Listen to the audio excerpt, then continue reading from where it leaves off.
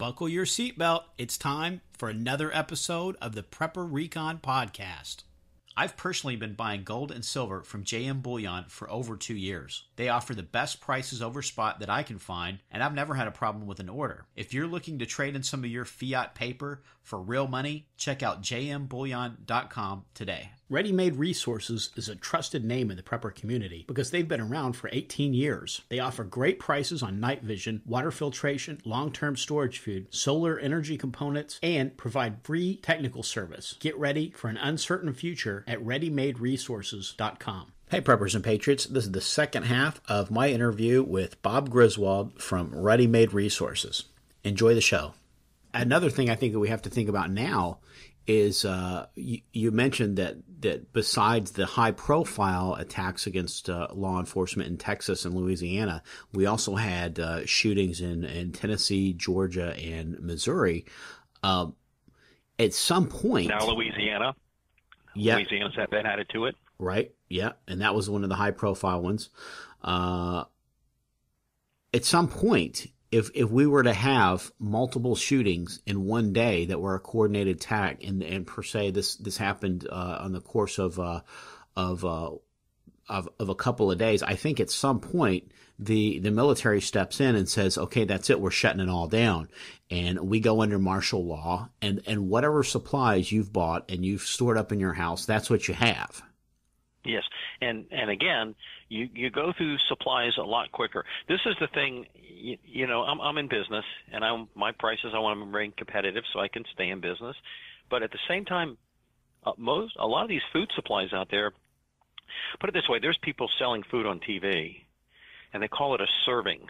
Well, serving's not a meal. And the serving might just be 150 calories, so it's very, very deceptive. You have to pay attention. If the grid goes down and you're having to do manual labor for your existence, where your desk job has disappeared, and you've got to really maybe do some gardening or splitting firewood or whatever you're having to do to become more in a more rural adaptation to life, your calorie count can go from 1,800 to 2,000 to 3,000 to 4,000 easily. And so a lot of these people have bought these 7-year packaged food supplies. Believe me, you'll eat it up in a year. It's just that much. You're going to go through that many calories. And you know, keep in mind, you know, it's just not drinking water. You need potable water for you know, cleaning yourself and hygiene. So you really need to try to develop a source for getting as much water as you can. Always have the ability to filter it. Somebody tells me all the time, well, if I put the bleach in the water, was it okay? I say, yeah, it's okay, but still filter it. You can't afford to get sick in that situation. You can't afford to get that. But again, I want to get back to the thing, but I think this is so important, and this is communication. What are you going to do when you turn your cell phone on and nothing happens? Or if you go to the internet and you try to message somebody and nothing happens? Because, again, under martial law, those things are totally realistic scenarios. Social networking is one of the greatest tools of terrorism has today, being able to mass manipulate mob crowds very, very quickly. And so, you know, you're going to want to be able to prevent that, and the government ways of preventing it is turn your cell phone down, turn them off, so the social media doesn't work. And then all of a sudden, you know, you've got family across town, your wife's at work, you're at work, your kid's at school. What do you do? How do you find out? Do you have a plan? Have you developed a plan of what to do in those situations? And again, every plan would be different, but I would definitely try to come up with a reasonable plan. And with that, I wanted to just discuss some things real quick. And this is the communication. This is why I'm telling people, without comm, you don't have anything. It's like I also say, without night vision, you can only protect yourself half the day, because the other half, the creepy crawlies come out and you can't see them. But with communication of the right kind, you can actually talk for a while and communicate with people 20, 30 miles away, 50 miles away. So if you live in a city where you might work 25 miles north and your wife works 25 miles south and your kids are 25 miles to the east and in a school, you can communicate with all of them. And so I just want to really quickly go over it. There's basically, you know, you got about 5 different types. We already mentioned CB. And there's also something called MURS radio, and that means multi-use radio. It operates at about 150 to 154 megahertz. It's a short distance. Let me just say this. Every one of those radios you see in Walmart, Cabela's, Dick's Sports Academy, whatever, say 35 miles. It's a lie. They won't go that far. Never. I don't think in the history of the world one's ever traveled that far on Earth. Now, if I was communicating maybe to a plane 5 miles up, maybe. Atmospherics have to be perfect. Radio works on line of sight, so the curvature of the Earth is 17 miles. So if I'm walking away from you, Mark, in North Dakota where it's flat as can be, it's not flat. I walk over the horizon at 17 miles. The radio doesn't reach me. So all that 36 miles, 40-mile range is poppycock. It doesn't work. You're going to find out those radios work a couple of miles at most. If you have mountains, buildings, whatever, you're going to work a couple hundred yards. So when you deal with the MERS radio, and those are what Dakota Alert things that operate on those frequencies, the lower the frequency like that will transmit further, and so that's a little bit better than what most people have. Most people have GRMS, General Mobile Radio Service, and that's a higher frequency. That's in the UHF band, which is 460 megahertz.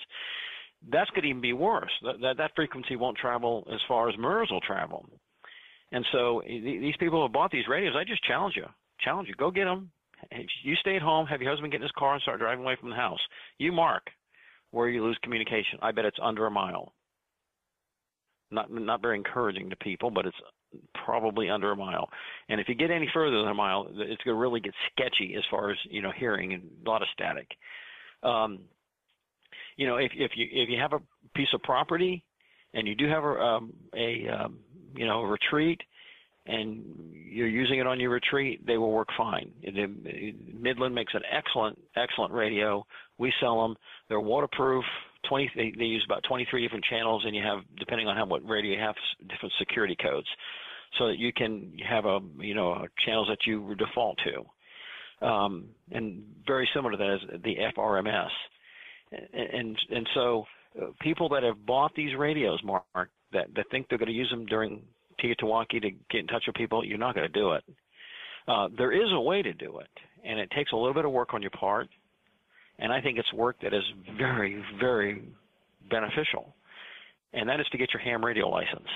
I actually, when I took my radio license, I took two modules. I took the technicians, which is the entry level that gives me access to the UHF and VHF frequencies. That's handheld radios.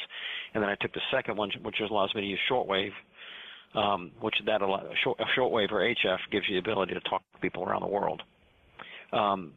You will need a ham radio license to do this. And let me just say this also, for those who say, well, I've got a radio and I'll just use it when time comes. No, you won't. And I'll tell you why. You won't use that any more than I would be able to figure out a Rubik's Cube in about 30 seconds. I just haven't practiced. You need to practice with this. You need to know how to use it. There are people that will be operating on these frequencies, and if you start operating on them, they know how to chime you out and make it so you cannot communicate. They'll block you. And so, but if you've got your radio license and you start talking and you get to know these people that are on these frequencies, you can do it. Now, we're faced the same question, Mark. Well, they work on line of sight, right? Yeah, most of them are 5 watts. They work on line of sight. So that building, that building stops that radio signal. So how do I transmit 30 miles to reach my wife if the grid goes down with a radio? Well, as a ham radio operator, I have a benefit, and that is something called a repeater. A repeater is nothing more than an amplifier that is sitting up on top of some building or tower. So if it's 100 feet in the air, guess what? I all of a sudden have line of sight because that antenna is a lot higher up in the air. So I've gained my line of sight. So just like for me right now, I'm about 25 miles away from the repeater in Sweetwater, Tennessee. I live in Tellico Plains, Tennessee. So I can reach out to that repeater that I use frequently with my call sign, and then it'll go into that repeater at my power, but the repeater puts it back out at a much higher altitude. So again, there's that line of sight thing at more power. So it magnifies the power. And so therefore, all of a sudden, I can communicate with people up to about 100 miles away. And that's what does it. Now, well, somebody will say, yeah, but if the power goes off, the repeater goes down. Not necessarily. Most repeaters, because they provide emergency service for natural disasters. Ham radio has several different, you would say say like clubs. It's not the exact word, but different groups within ham radio that actually provide emergency services during a national disaster. Most repeaters are battery backed up. Now, again, if it's an EMP, yes, it could shut it down. But if it's somebody hacks the grid and turns the power off, that repeater is usually battery backed up, something that's going to last 2 to 4 weeks, depending on the usage. So, when grid goes down and I call in with my radio signal, I'm Kilo Mike 4, Indy Echo Quebec, that's my call sign, and I call into there, and my wife's up in Knoxville, which is 60, 70 miles away, she can hear me, and I can talk to her when the cell phone goes down. Because you know what I'd be like, Mark, if my wife was around in some major disaster, if my wife was not around and I knew she was up in Knoxville, you know what? You know the panic? I mean, I would have. That's really... Yeah, it's unfathomable. It's you're not gonna probably very good feeling. Yeah, and you're probably just going to be making bad decisions at that point and getting yourself in trouble. Mark, excellent point, because that was what I was going to say next. I'm going to start making bad decisions. I'm going to go leave and try to find her. Now, the odds of me finding her is like needle in a haystack finding her, but it's not going to happen. But I'm going to start making very, very bad decisions where if I could call her and use that repeater and she calls back and says, honey, I'm here. I'm heading home right now. And I'd say turn your CB radio on, make sure I would not come home the interstate. The interstate's going to get packed real quick. It'll be a choke point. We have several routes. We know how to get home back ways. Get on those back roads and come home that way. She'll have a couple hours after it before people start figuring out something serious has happened, and people start, the loons come out pretty quickly, and you want to be off the road by that point. And so with ham radio, it gives me the ability to do that. And so I would strongly recommend people look into that. The two quasi-government agency things are called ARES, ARES, which means Amateur Radio Emergency Service, and there's one RACES, and that is Radio Amateur Civilian Service. Those are quasi-government agencies that can actually fall under Homeland Security. Now, you might not want to talk a lot on, but you can listen. You can listen to what's going on, and that's better than what you get to hear on trucker radio or, redneck radio, CB radio, whatever you want to call it. You're not going to hear anything on there except for panicked people and a lot of conjecture. But with my ham radio license, even without it, I can still listen to that. Another thing, my son and I went through the weather course that NOAA offers, and we became certified weather spotters. And so I can actually listen to people on that are calling in maybe inclement weather. If I called into NOAA and I gave my call sign, they'd look me up and say, well, he's passed through the course, so he probably knows what he's talking about. And I say, I see a wall cloud. A wall cloud's indicative of a tornado. They're going to pay a lot of attention to that, much more than if I just called on the phone going, I think we got a tornado going on. That happens all the time, and really, quite frankly, the guy on the other end of the phone is wishing he hadn't picked it up, there's ham radio provides a service that I think it's absolutely the blind spot in preppers thinking. Preppers, preps. It's the blind spot. We bought a $50 pair of radios from Walmart, and we think we got that box checked, and you do not. You absolutely do not, and I cannot stress it enough. As I was telling you, Mark, and I'm going to make a little advertisement here, we put a package together that's been very popular. We offer, the brand is called Anytone. Anytones are really one of the highest rated radios. They're dust-proof and water-resistant. And I want to point out the difference between an amateur radio, UHF, VHF, and one of the MERS or GRMS or FRS radios, the antennas on those radios are fixed. You can't take them off and change them. Now, a lot of people might not know this, but what I do with the antenna can drastically change the amount of transmission range and reception range that I have on a radio.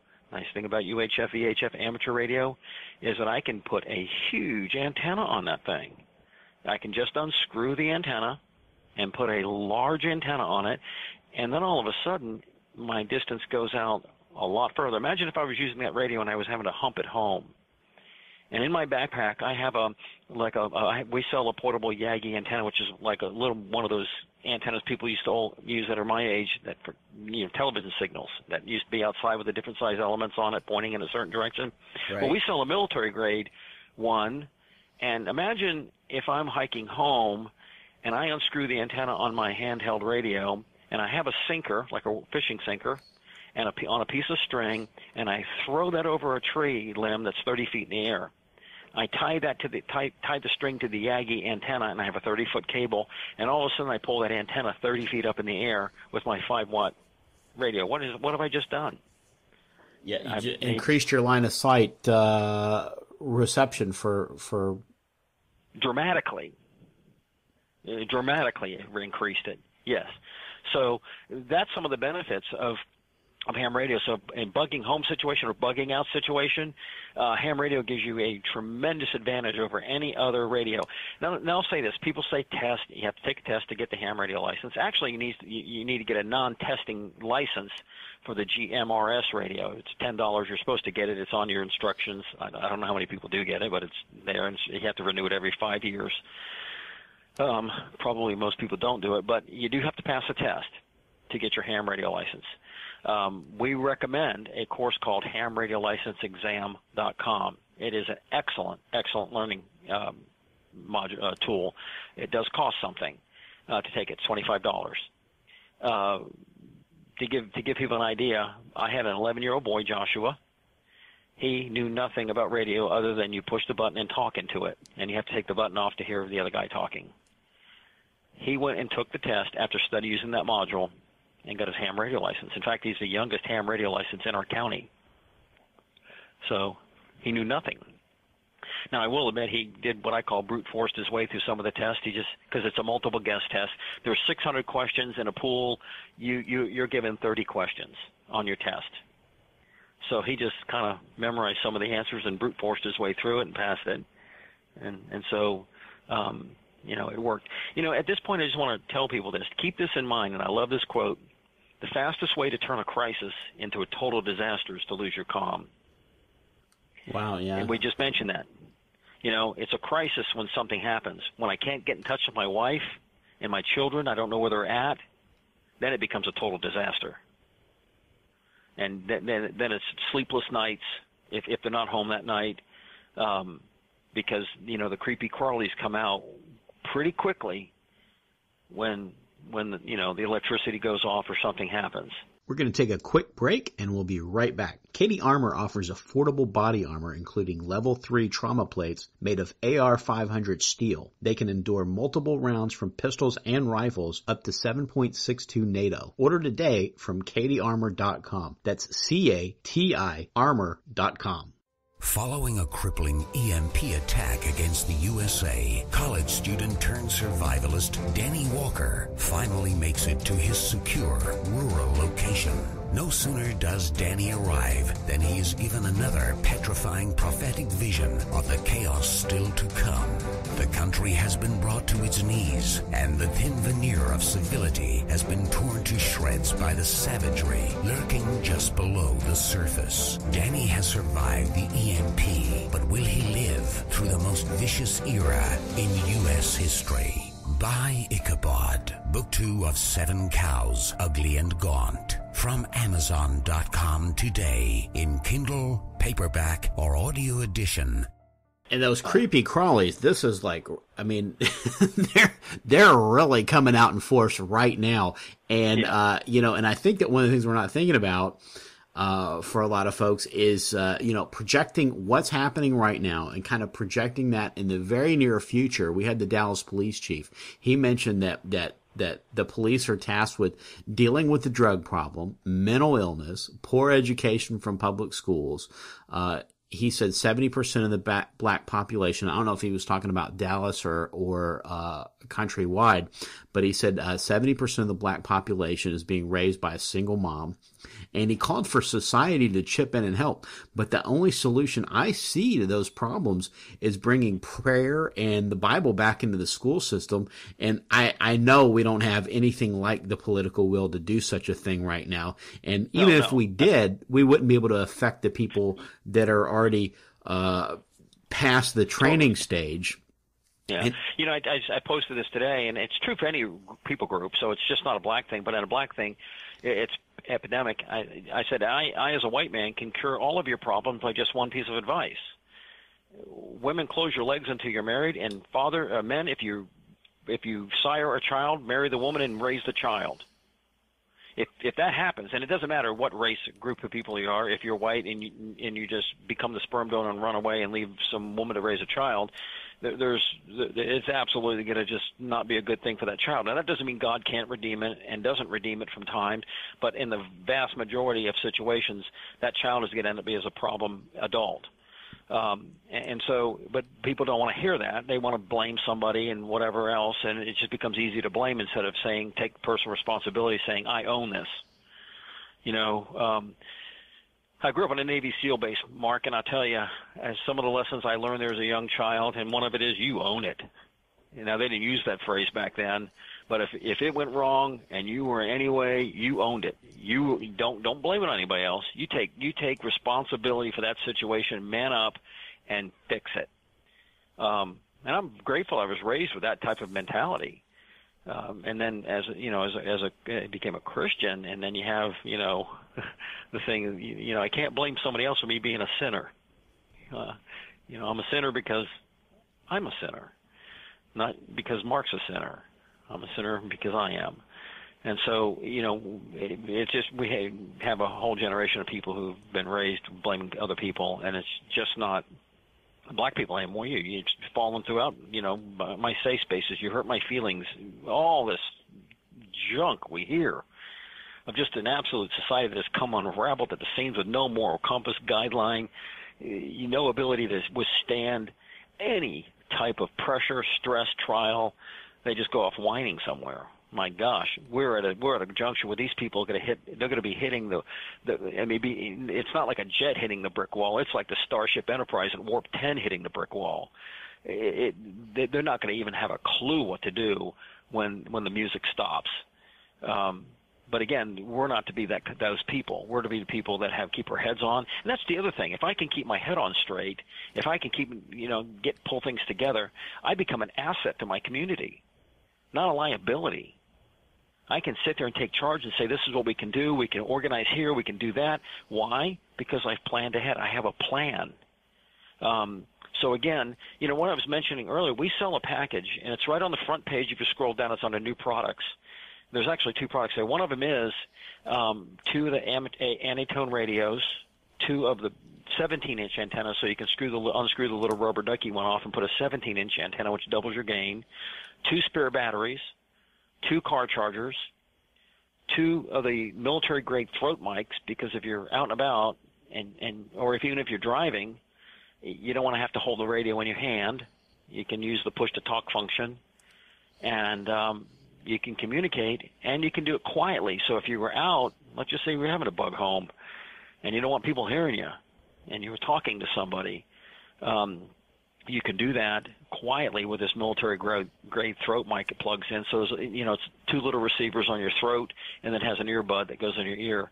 It also includes a repeater hand guide, and when you get that, we are giving away the course, which is normally $25. Well, if you purchase the package, we will email you the access code. So when you go to hamradiolicenseexam.com, you can type in that access password, and then all of a sudden that learning module opens up for you, and it's good for 2 years.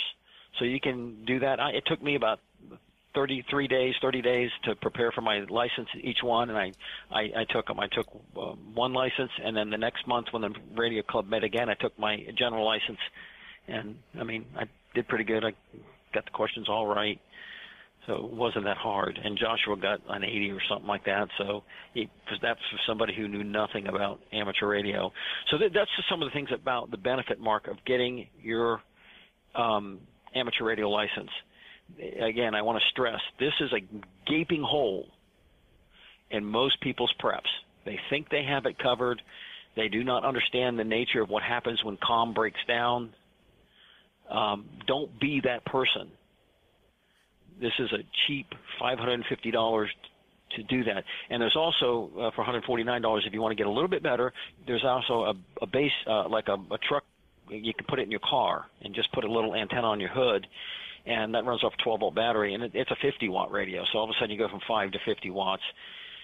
And you can carry that around in your car, hook it up when you want to hook it up to, and use it. But I strongly recommend people doing that. Now, if people do this and they want to go a little further, they can go and get their what's called high frequency license. I have a studio, and in my studio is basically my amateur radio tower. If I turned on my, right now it's tuned into the Christian station, so I can hear, 9.395 megahertz, but it's something that it gives me the ability to listen and talk to people around the world. That's not as important. But if you do have somebody on this side of the country, the UHF, EHF won't go that far. If you have a HF radio license and you have a good receiver, I was talking to someone last night in Idaho, and I'm in Tennessee. So give you an idea of what you can do with it. I talk to people with this in Australia, which is 12,500 miles away. I've talked to people in South America, down in Patagonia, which is southern Argentina and Chile. So if you want to take it the next step further, you can get your HF radio license. I like it. It's a hobby my son and I do. And that was the other thing, Mark. It was a lot of fun. Joshua and I did this together, my son. And, I took a picture when he held up his ham radio license he got, and it was issued to him. Boy, the beaming look on his face, because it was 11 years old. It was probably one of his first accomplishments that was notable.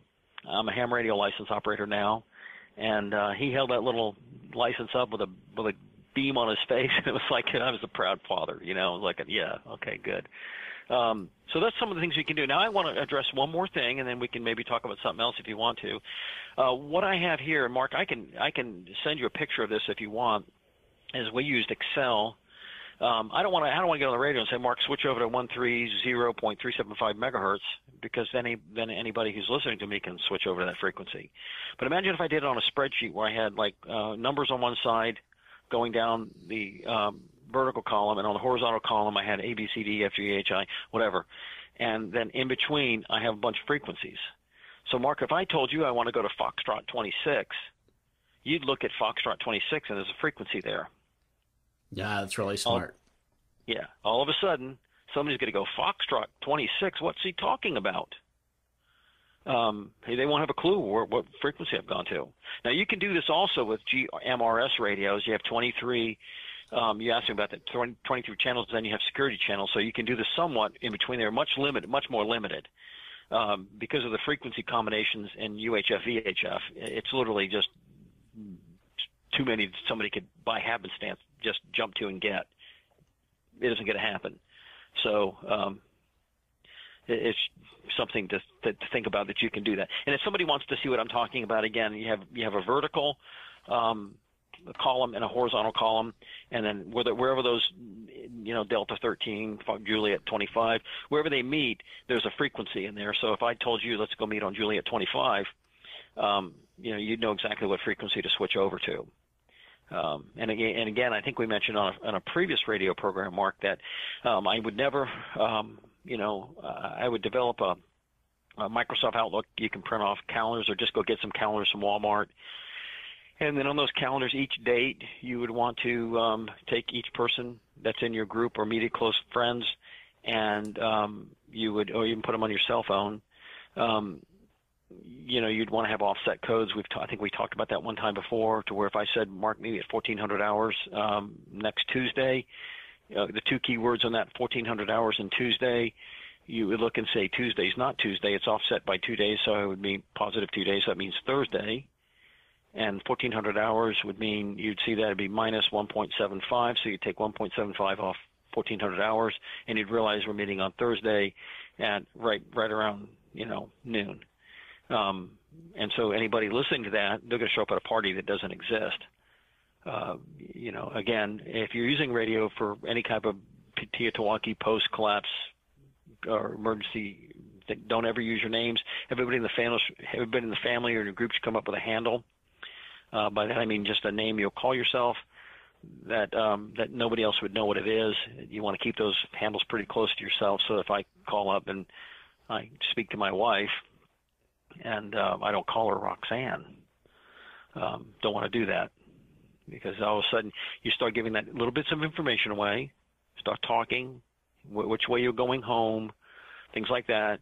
You can have a route. You can, if she's up in Knoxville, places she'll be, you could say take Route 2. If fallback is to go to Route 1. Things you can. There's all different kinds of potentials you can do to protect your OPSEC and your security in those situations. Case in point here, when my wife travels to Florida, she goes visits her parents down there. Every hour she calls in and gives me the mile marker she's at.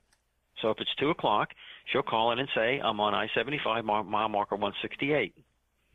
And what that allows me to know is that if anything ever did happen, I would know approximately where she was at when something did happen. And so those are just security protocols we do follow all the time. And so when she leaves Knoxville, she'll call if she's up there, hypothetically if she's up in Knoxville, which is about an hour drive home. She'll call and let me know she's on her way home. That way I know when to expect her. And if something happens along the way, we can make changes in our plans.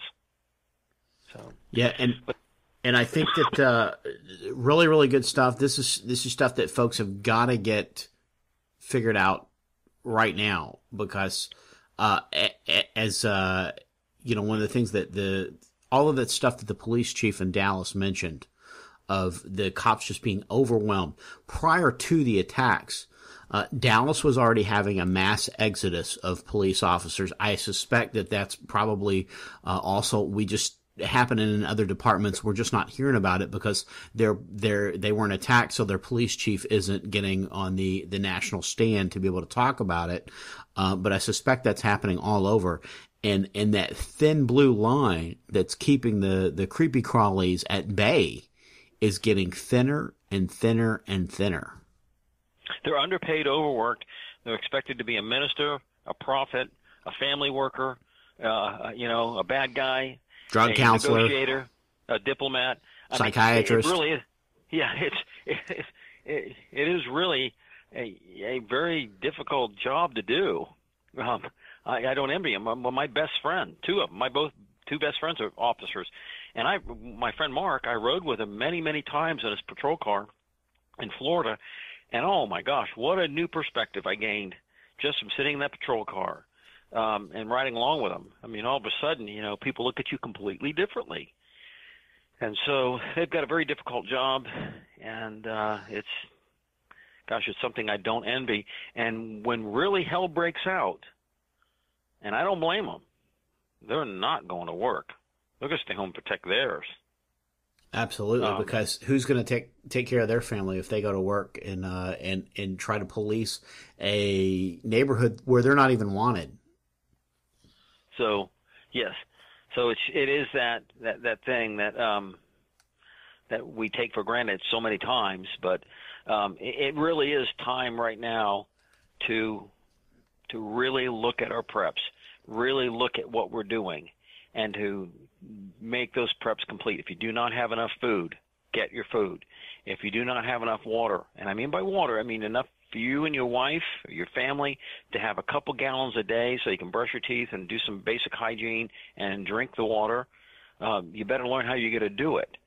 Again, communication. We've talked also about self-protection. I know this is a matter some Christians might have an issue with, but we're going to have to come face to face with the fact that there are people out there that will hurt you and your family, and they will absolutely do things to you that are horrific. So, you're going to have to address those issues and come to grips with those type of things. So it's a very perilous days we live in, Mark, and they're not going to get any better. We're going to see the United States and the world get more and more, uncivilized. We can see the spirit of lawlessness grow in magnitude, and so we're living in a very, very dangerous time, and we really, really need to get everything in order. And Bob, tell us again your website, and then tell us what's the best way to search for the Anytone package that you talked about. Well, it's right on the front page. If you type in Anytone in the search engine, which is on the left-hand side, you'll find it. But it's right on the front page. If you scroll down to new products, the same thing with that mobile unit. One last thing I'll mention, is we talk a lot about night vision, but when you mix night vision and radio together, that is a dynamic package. It gives you such an advantage at night that somebody without it is going to have a very, very difficult time of doing anything to you that you don't want them to do to you. So I just strongly recommend people look into that.